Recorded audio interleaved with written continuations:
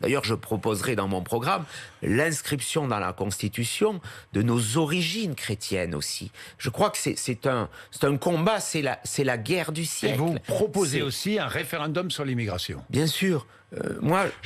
Aujourd'hui... Quand et quelle question? Aujourd'hui, un référendum sur beaucoup de sujets. Pour moi, la méthode de gouvernement, elle doit, comme l'avait fait le général de Gaulle, réhabiliter le référendum. Aujourd'hui, on assiste à quoi? À une perte de crédibilité terrible de la parole publique. Pourquoi il y a des manifestations sur le pass sanitaire? Parce qu'une partie des Français ne croit plus en ce qui est dit, ne croient plus en la parole publique. Et donc, il faut qu'ils puissent se réapproprier la décision, décider eux-mêmes. Moi, je propose que le jour des élections législatives, la présidentielle aura lieu en avril, les législatives auront lieu en juin. Ce même jour, il y a un référendum qui pose des questions très simples sur l'immigration, l'arrêt du regroupement familial. Oui, non. Ou non. Moi, je propose qu'on arrête l'immigration familiale. Plus de regroupement familial. Un moratoire. Plus de familles réunies. Un moratoire sur plusieurs années sur l'immigration.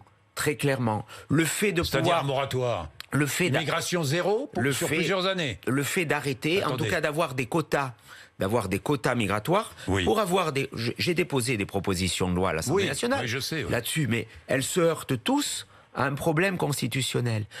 Il faudra un référendum aussi sur la rétention des terroristes, sur l'expulsion des étrangers. Aujourd'hui, la France a perdu sa souveraineté. On est prisonnier d'engagements qui viennent d'ailleurs de jurisprudence, d'un juridisme qui fait que les gouvernements ne peuvent plus agir.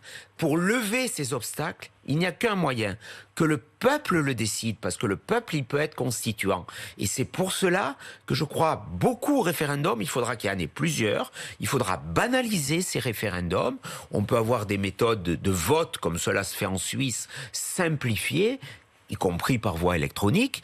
Pourquoi pas, mais que il y ait cette décision. Parce qu'autrement, on a cette coupure, l'abstention, la perte de crédibilité, le fait qu'on laisse des voix délirantes s'approprier des sujets, comme c'est le cas aujourd'hui sur la crise sanitaire.